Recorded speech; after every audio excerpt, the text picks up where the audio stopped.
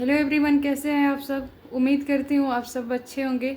इस क्लास में हम क्रिया को पढ़ेंगे। क्रिया होता क्या है, उसके कौन कौन से की पॉइंट होते हैं और इसका यूज कैसे करते हैं, इन सब चीज़ों को हम बारी बारी से देखेंगे। चलिए परिभाषा देखते हैं, क्रिया कहते किसे हैं। तो जिस शब्द अथवा समूह के द्वारा किसी कार्य के होने अथवा किए जाने का बोध हो उसे क्रिया कहते हैं। इसमें दो चीज़ ध्यान देना है कि इसमें कार्य के होने और किए जाने का बोध होगा। ठीक है, जैसे गीता नाच रही है, गीता क्या कर रही है, तो नाच रही है। नाचना क्या है, क्रिया है।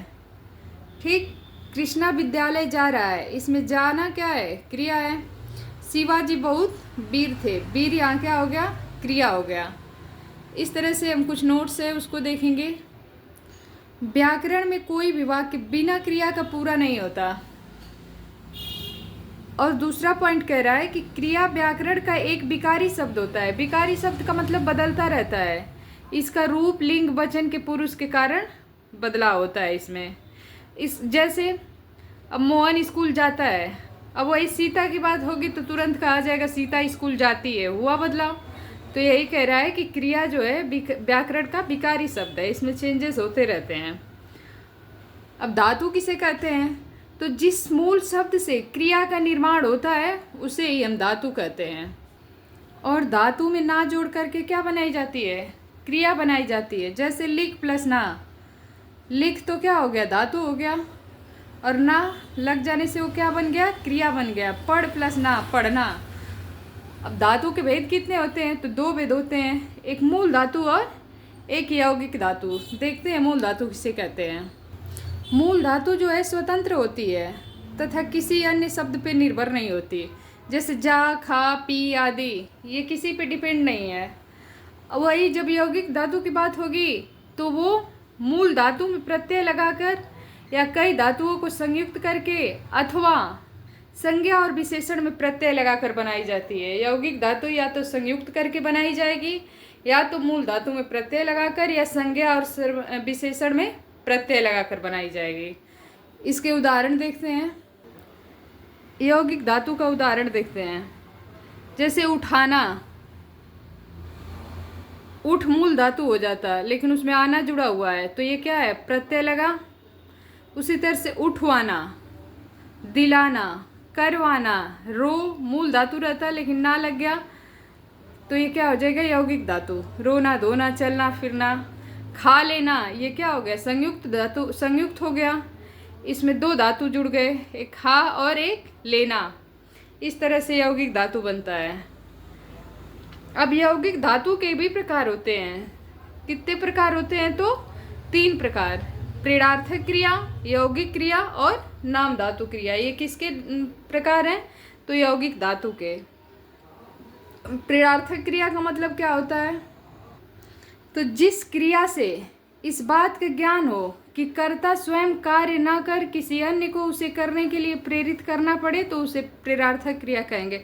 अर्थात कोई व्यक्ति अपने खुद कार्य करना नहीं चाह रहा है जबकि दूसरा जबरदस्ती उससे क्या कर रहा है, करवा रहा है, उसी को हम क्या कहेंगे, प्रेरणार्थक क्रिया। अब जैसे उठना, उठना तो मूल क्रिया हो गई लेकिन उसी को उठवाना किसी के द्वारा जगाया जा रहा है तो ये क्या हो गया, प्रेरणार्थक क्रिया। सुलाना, सुलाना से सुलवाना, ये भी प्रेरणार्थक क्रिया का उदाहरण है। और बुलवाना, बोलना से बना हुआ है बुलवाना, अर्थात ये मूल क्रिया है और ये प्रेरणार्थक क्रिया है।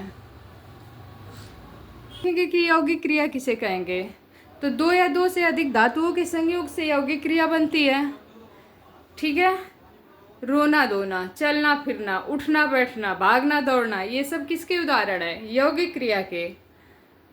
नाम धातु क्रिया क्या होगी, तो संज्ञा सर्वनाम या विशेषण से बनने वाली धातु को नाम धातु क्रिया कहते हैं। डायरेक्ट पूछ लिया जाता है नाम धातु क्रिया क्या होती है, तो संज्ञा सर्वनाम या विशेषण से बनने वाली धातु को नाम धातु क्रिया कहते हैं। जैसे गरियाना, लतियाना, चिकनाना, वतियाना इत्यादि।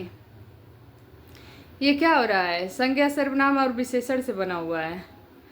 प्रयोग की दृष्टि से क्रिया 2 प्रकार की होती है। कौन कौन सी, रूढ़ क्रिया और यौगिक क्रिया। तो रूढ़ क्रिया क्या होगी, तो जिस क्रिया की रचना धातु से हो उसे रूढ़ क्रिया कहते हैं। और एक से अधिक तत्वों से मिली हो तो उसे यौगिक क्रिया कहेंगे। जैसे लिखना, पढ़ना, ये सब रूढ़ क्रिया है। और यौगिक क्रिया जो होगा वो दो तत्वों से मिल के बना होगा। अब देखेंगे कि कर्म, जाति व रचना के आधार पर क्रिया के कितने भेद होते हैं। मेन यही है जो जिससे ज़्यादा प्रश्न बनते हैं, ध्यान देने योग्य बात है। एक होता है अकर्मक क्रिया और एक होता है सकर्मक क्रिया। ये रचना के आधार पे है और प्रयोग के आधार पर रूढ़ और यौगिक बन रहा था। अकर्मक क्रिया हम किसे कहेंगे? तो जिन क्रियाओं का असर कर्ता पर पड़ता है वे अकर्मक क्रिया कहलाती है। इसमें कर्म की आवश्यकता नहीं होती। किसकी आवश्यकता नहीं होती? तो कर्म की।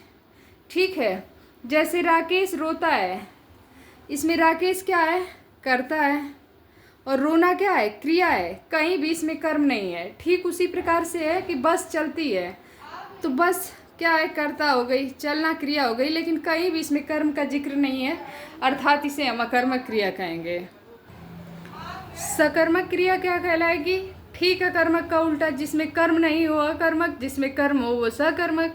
तो जिन क्रियाओं का असर कर्ता पर नहीं कर्म पर पड़ेगा, उसमें कर्ता पर पड़ रहा था, कर्म था ही नहीं, इसमें कर्म पर पड़ेगा, वह सकर्मक क्रिया कहलाती है। इनमें कर्म का होना आवश्यक होता है। जैसे मोहन मिठाई खाता है, मोहन हो गया कर्ता, ठीक है। खाना हो गया क्रिया, मोहन क्या है? कर्ता। खाना क्या है? क्रिया। और मिठाई क्या हो गया? कर्म हो गया। इस तरह से कर्म का असर पड़ रहा है कर्ता पे।